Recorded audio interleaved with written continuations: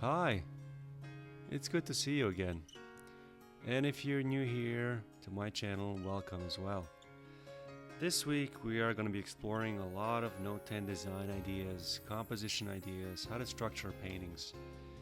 And with a bit of a twist, we are going to be working on an underpainting that is golden. I do have a habit of doing that. We addressed this in the last couple of weeks with dynamic underpainting ideas, but this one is slightly different. In fact, let's start at the end and I'll show you exactly what we're striving for.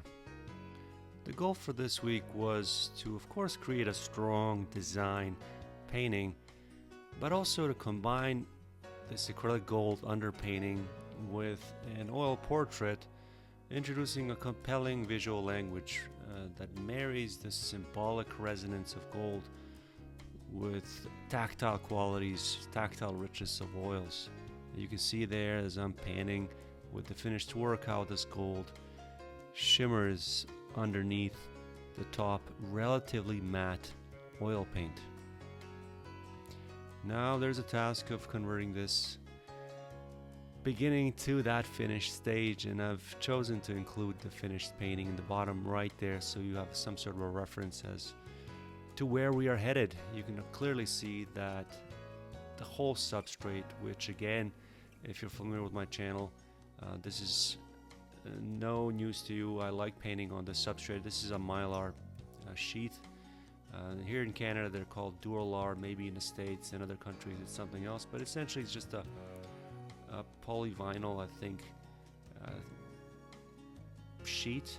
The ones that I use are not clear. Make sure that if you are planning on using these guys, painting on them, buy the frosted type because they have a tendency to bind and grab paint better than the clear sheets.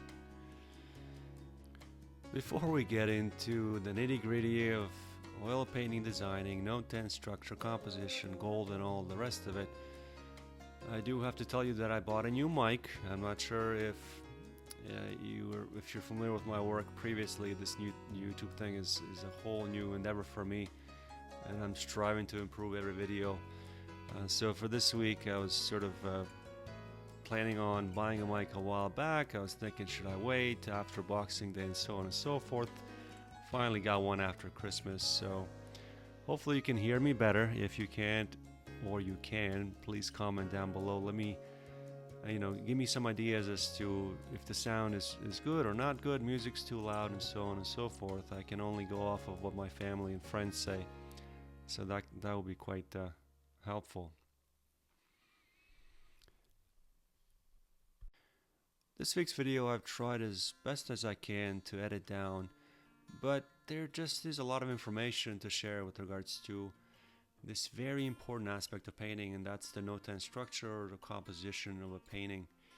So I do share a whole lot of little tips and historical examples as to how you yourself can structure your work to be strong from the beginning, so that if it has that quality from the start, the color, to an extent drawing, and edges are maybe less important. So I would argue that this particular facet of painting or drawing is the most important. The product that I used as an underpainting, as the title implies, is the acrylic Liquitex Gold, the professional version, not the basic lineup. They have two different ones. So if you do plan on using this acrylic underpainting, this golden acrylic underpainting, make sure it's the light fast and the more durable brand of Liquitex. It doesn't have to be Liquitex, they have a pretty good brand. I've got two coats on this particular painting. Modern Masters also has a pretty good product. There's other products. If you recall from a few weeks back, that portrait I did where I applied gold as a final accent on top of a portrait, that was oil gold from Winsor & Newton, their product.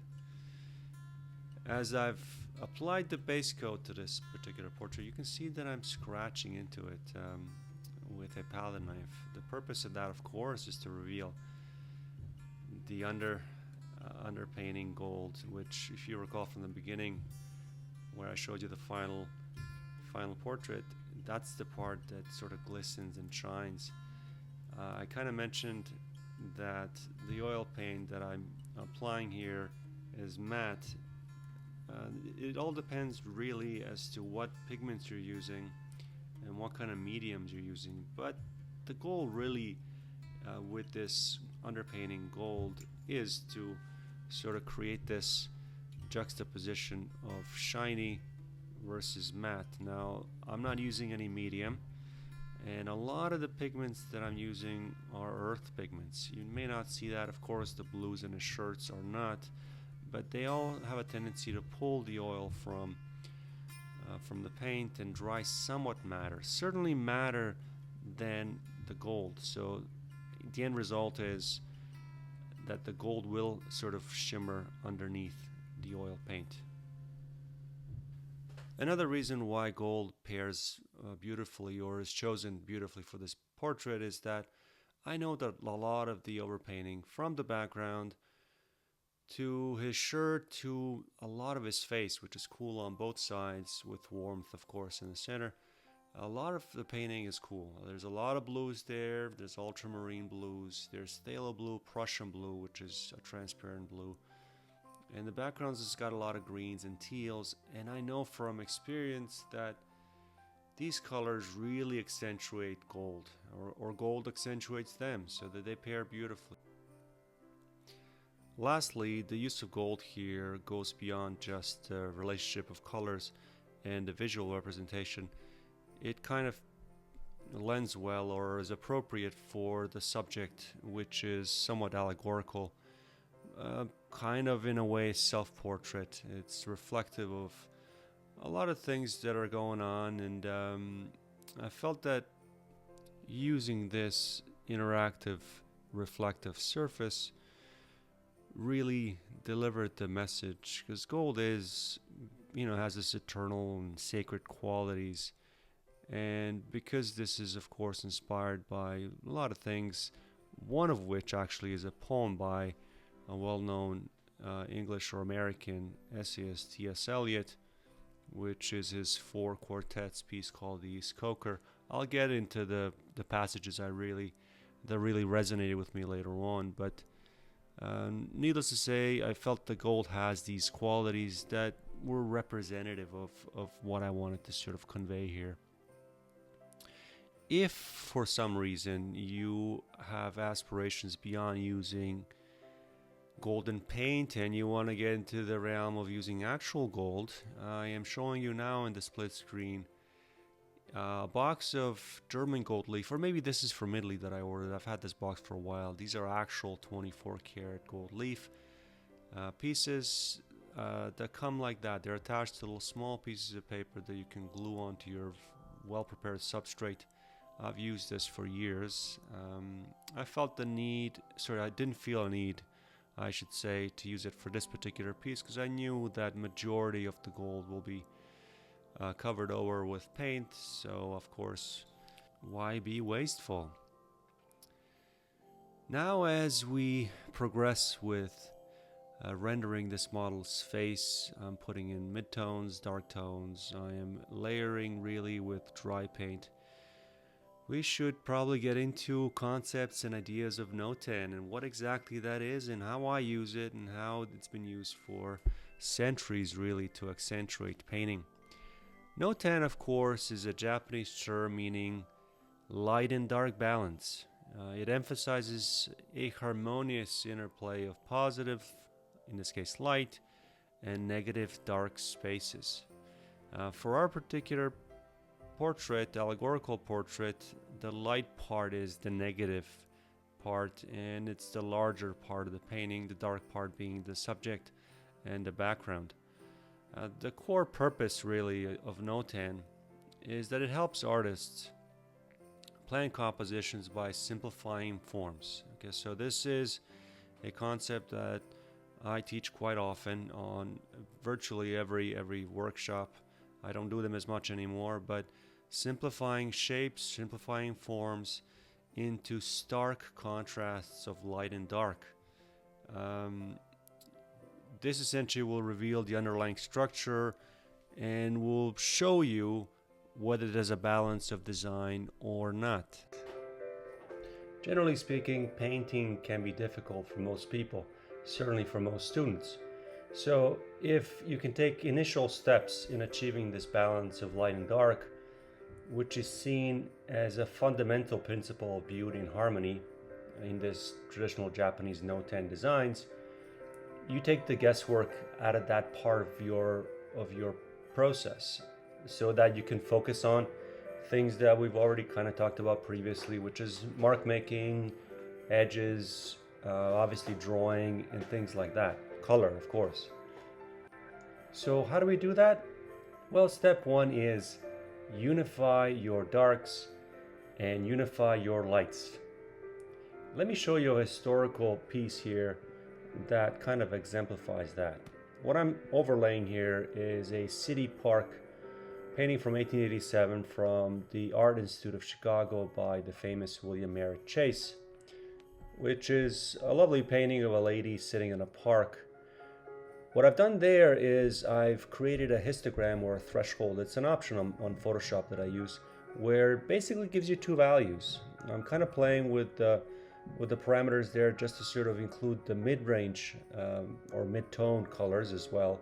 And you can clearly see that William Merritt Chase clearly unifies all of his darks in one cohesive sort of shape, where the lights, the front part, and the background of the light of the sky are lights. Everything basically comes down to three different shapes.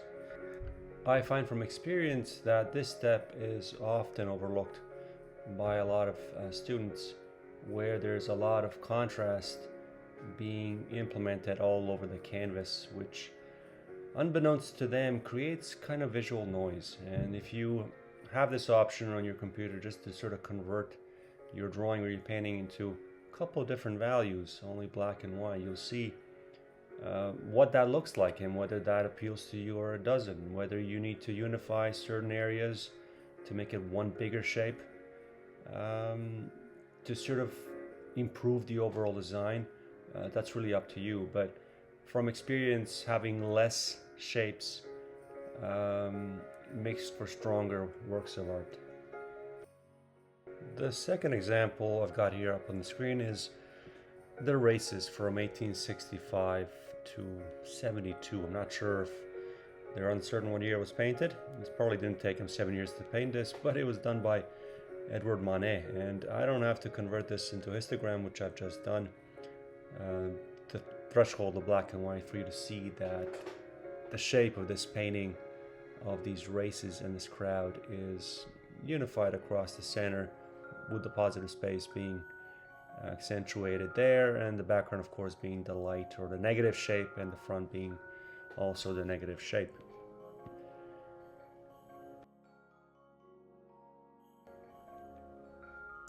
Historical context of this Notan design has deep roots in Japanese culture, where simplicity and balance are integral to many traditional practices, not just art and design. It's closely tied to Zen philosophy, which values certain minimalism and harmony, and the idea that negative space, which they call ma, is just as significant as positive space.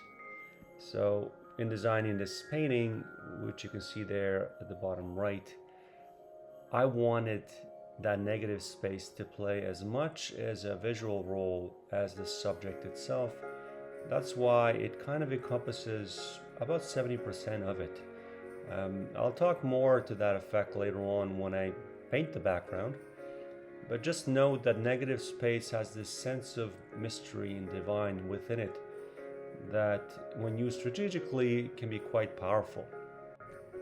I haven't thus far talked at all about the mark making, which I've covered, of course, extensively in my previous videos, and the tools that I use as well. Like right now, for example, I'm using that squeegee tool that everyone's so familiar with, that knows my content.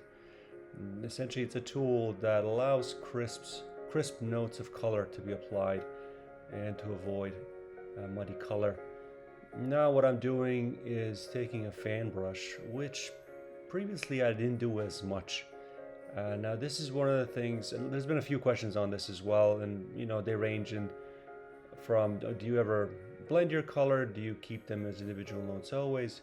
The answer is yes and no. Sometimes I do, most times I don't. In this case, I chose to do it because it spoke to the message here of this subject. I wanted lines to be sort of linear, vertical from top to bottom. I've applied, as I call them, notes of color on his face and shaped his face appropriately with those notes. But now I'm using this fan brush to create certain interesting dynamic edges that don't necessarily conform to the shape of his face and can be quite spontaneous.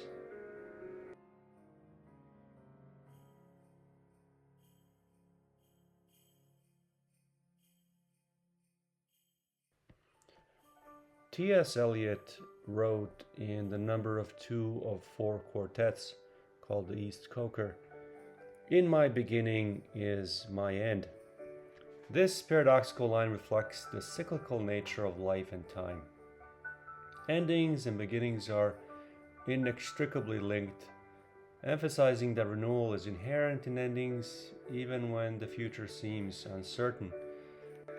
The tone of the poem, which is somewhat lengthy, is deeply meditative, blending personal and philosophical reflections.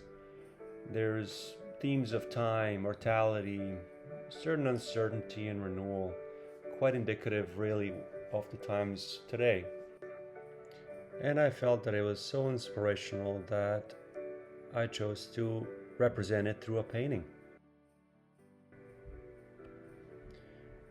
The design of this piece started out much like most of my work. As you can see there, I am drawing in my sketchbook general shape of the work itself. It's going to be a horizontal shape, as you can see, over which I'm applying these lines, these horizontal lines and diagonal lines. They are called the armature of a rectangle, and they refer to an underlying geometric structure or a framework, and it's used by artists and designers to organize elements within a rectangular composition or a square one.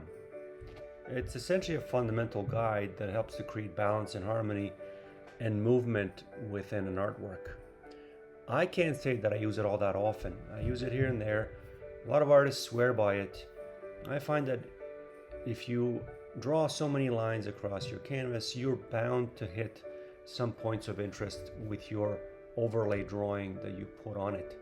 So in this case, I used it, I applied it just because I knew that my overall design or the structure or the composition is going to be triangular, and I wanted his shoulders to sort of follow certain lines that are apparently most visually pleasing based on these armature of a rectangle principles. Again, I'm no expert on this. I use this here and there. I mostly use rule of fifths, essentially. I'm not even sure if that's a rule or not. Essentially what I do is I divide my canvas. In this case I didn't do this. I use it for a lot of landscape work and cityscape work. I divide my canvas into elements of fifth or sections of fifth, vertically and horizontally. And essentially where those lines intersect on your canvas is where you want to put most interest. I will cover that in the future so you have some sort of a better visual representation. But as you can see there, I'm drawing just the general guideline. I wanted a guy sort of sitting front, directly facing the viewer in the foreground, but not having eye facing the viewer. I wanted him face down. I want him to be in some sort of a meditative state, sort of pondering about things. And then I designed the background to sort of complement the subject and complement the negative space, the white space that will essentially go in the background and the foreground for the most part. As you can see there, I'm actually fumbling around with these markers. I've got a bunch of them. I'm applying background sort of midtones, and I'm also applying, as you can see there on the right, just a little dab of color. I'm not sure if you can see that at the top right. That was supposed to serve as a balance of sorts.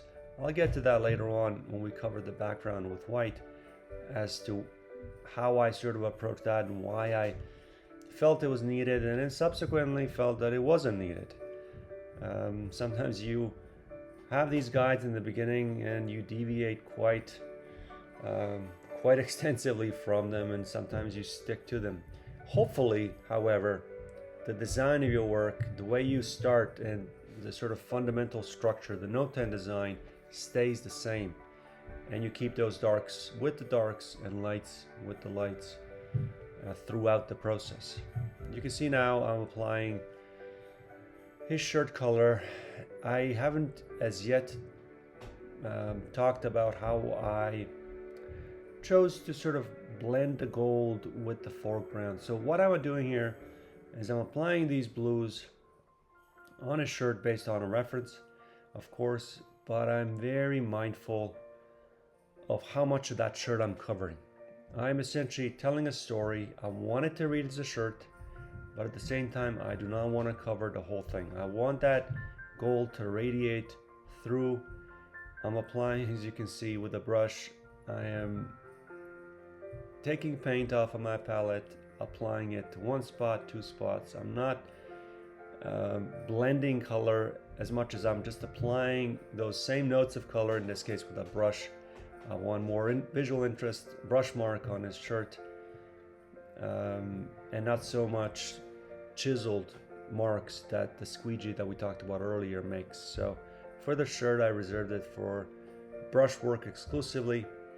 But again, I'm very mindful where I'm putting these blues so that a lot of the gold is showing through. Once you put the blue down or any other color, you can always, of course, remove it. But nothing beats an organic stroke where you put down the paint and you don't touch it again. There's a certain, I don't know, spontaneity and beauty to that, and getting it right the first time if you want. We talked about unifying your darks and lights for a better visual representation. The second tip I want to share with you with regards to Notan design is to have, if you can, as little dark shapes and as little light shapes as possible. On the screen here, I've got another example, this time a figurative piece. A well-known painting, this one's probably very familiar to you. It's by John Singer Sargent, called The Fountain, and it was painted in 1907.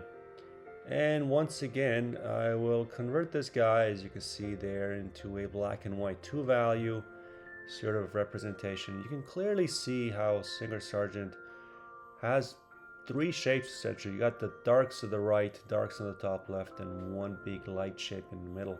When you obviously see that in full color, you may not be cognizant of that, but if you do this exact experiment with some of your famous artworks throughout history, you'll see that a lot of these principles are present for most paintings. Certainly paintings that you find visually pleasing, or the ones that win art prize awards, have these simplified shapes that are pleasing.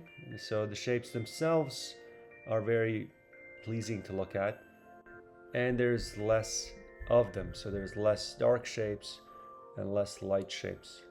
You essentially want to tell your story with as little shapes as possible in this case, but also, of course, that translates to other things, as we talked about brush marks. So I'm applying blues to a shirt. I want to tell a story of a shirt. I want to have it represented as a shirt, read as a shirt, but at the same time, I want to keep that gold, as I said, very prominent. It's playing a key role in the overall design, so I'm putting down these marks, again, as minimally as possible to tell my story.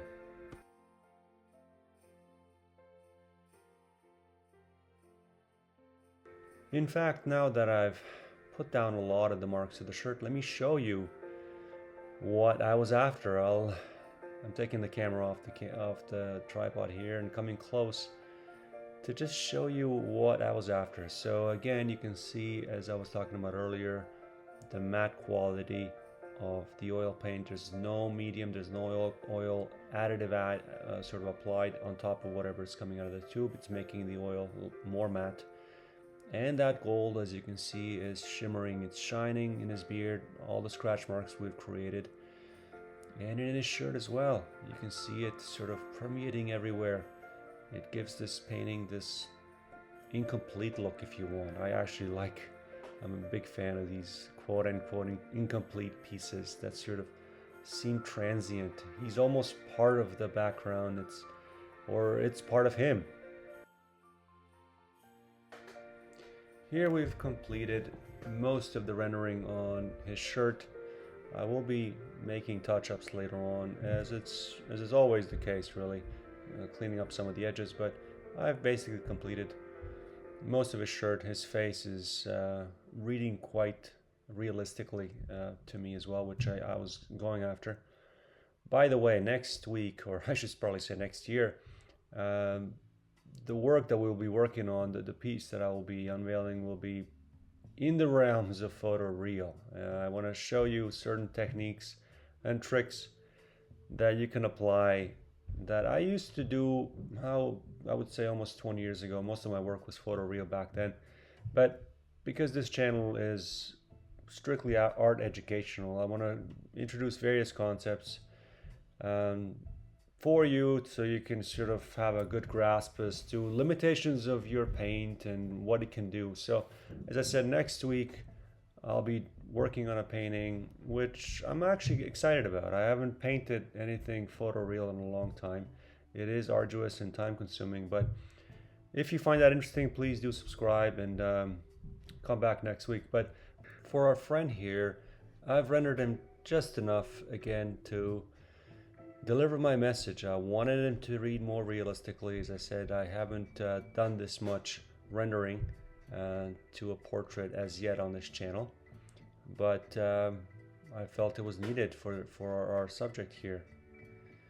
And by the way, I didn't, as I said, I mentioned kind of briefly mark making and such. I will link a video at the end of this video that if you're new here, and I'm sure a lot of you are, you can watch and get a better grasp as to how I approach mark making, what tools I like, some of which I've used here, and most importantly, really, how I arrange my colors and what colors I use. I will, as I said, I'll link a video at the end, maybe down below, so do watch that at the end of this one. And as you can see, I have rendered his arms as much as I've wanted. They're reading much more painterly than his face, even more so than his shirt. Again, brush is being used. I am now starting to apply a background color. Now, just like with anything else, everything has a relationship that's very important with the overall structure, color relationship I'm talking about here, overall structure of the painting, but most importantly to the color that's directly adjacent to it. I have applied, as I said, the background blue, which reads as a distant hill, and it was too light for his shirt. So what I'm doing now, as you can see, I'm applying lighter tones to pop out his shirt more. I want him to sort of be prominent in the whole piece. I didn't want the background to read lighter than his shirt. And there is an old adage about lighter colors coming forward, darkers receding. I'm not sure that that's entirely true, maybe partially. It has more to do with edges than anything else, but nonetheless, I want that shirt to read lighter than the background when I apply the background, which again is just a mishmash of blues and greens and turquoises, as I said earlier.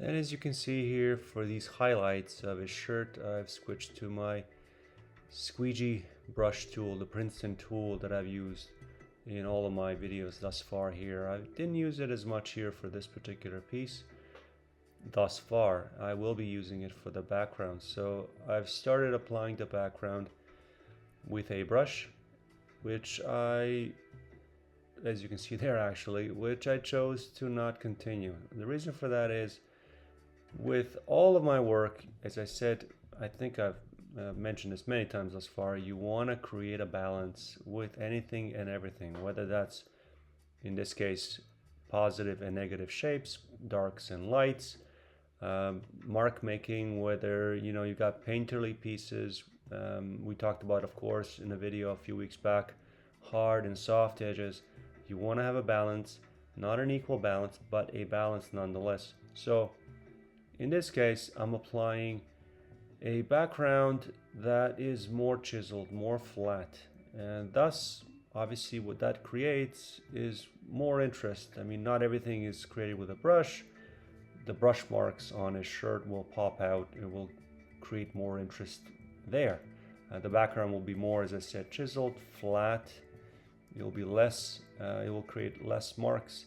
And also, something most people don't think about, it will reflect less light, because brush marks, of course, the marks that they make, you obviously reflect more light through the lines that they create.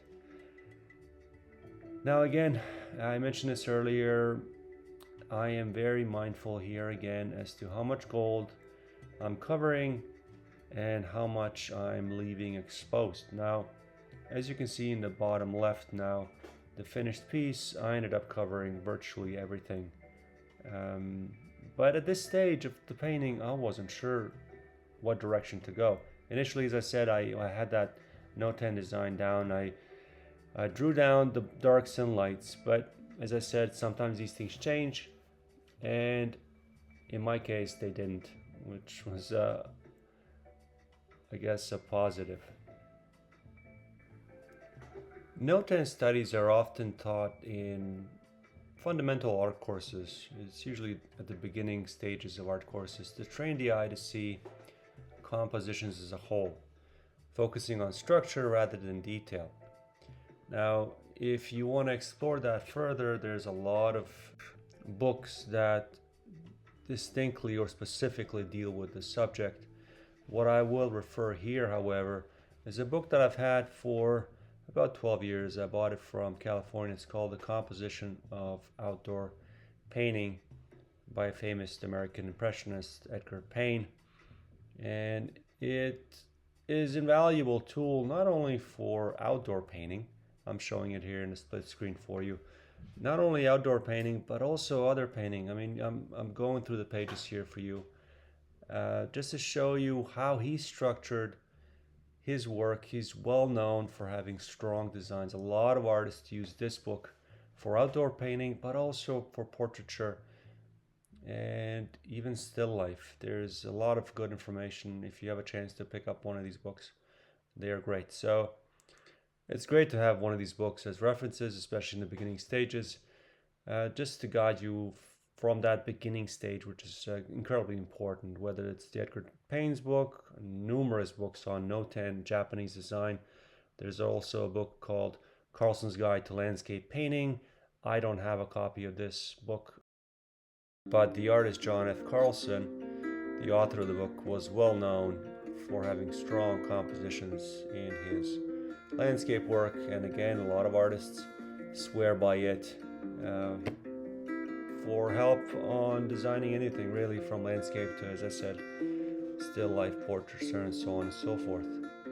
But beyond that, if you don't have access to books, you can always access the web. There's a lot of information on Pinterest, viewing other people's work, viewing historical works, and then use my hack, if you want to call it, my Photoshop hack, where you break down the value scale of a painting down to 2 values or 3 values and see what appeals to you, and then use that as kind of a reference for your own work. As we approach the end of this allegorical painting, I'm applying direct lines really for the background, which is, as I said, value 9, value 10. It is relatively high value, and at this stage, I don't know, as I said, how much of that gold I want showing through. So that's why I'm applying it with these notes of color as opposed to large broad strokes with a larger squeegee, which I've used previously in some of the previous videos. So I'm applying it. In a few minutes you'll see that I'll obviously fill the whole background with it. But one thing I didn't fill in, however, was the silhouette effect. I wanted him sort of silhouetted in the gold. which is essentially part of the design. I want that gold to sort of show through on the shirt, but also some in the background. But the problem with the background is that because it's gold, well, in a sense, it's difficult to sort of gauge, but it's a value 5, 6, or 7, depending on the lighting, of course. But the background white, which, as you can see there, it's virtually filled in at this stage, the background light against that gold was just too visually heavy. It was distracting from the subject. So at this stage, you can see there, I'm quite committed. I'm filling that whole background in that high value background white. It's actually a warm gray. Can you imagine I was using actual gold leaf and then having to cover it all with oil paint? That would be quite wasteful. And there you can see now I've filled everything in. He's quite prominent there sitting in the front, and that little spot of gold is left in that corner. I'm pointing at it with my squeegee. I'm pondering what to do with it, and I am filling it in. Initially, if you recall from the drawing, the Notan study I did in my sketchbook, I wanted a piece there left, if nothing else. So if everything else was going to be filled in, I wanted something there as a balance. It's almost like a visual balance to the rest of the painting on the left. But ultimately, I decided to fill it in. It was just, again, too visually distracting. And you'll find, as I said previously, you'll find that towards the end of any kind of work, there is this stage of reduction. You start taking things away, you start removing paints, you start filling in, you start cleaning up shapes and cleaning up edges. A lot of times what I'll do is I will soften a lot of my edges so my subject matter pops out that much more.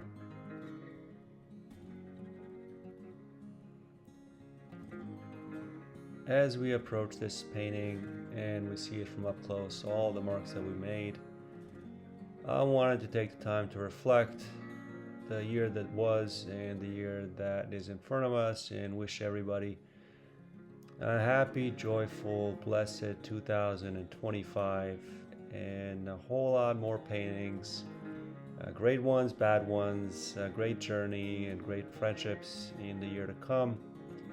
I want to thank all of you for supporting the channel, this brand new adventure of mine. Hopefully it'll be a collective adventure for many years to come. I have great plans for the future, certainly for the year 2025. Again, I wish you all the best, happiness, great health. I will see you in the next year. Thank you again for watching, and Happy New Year.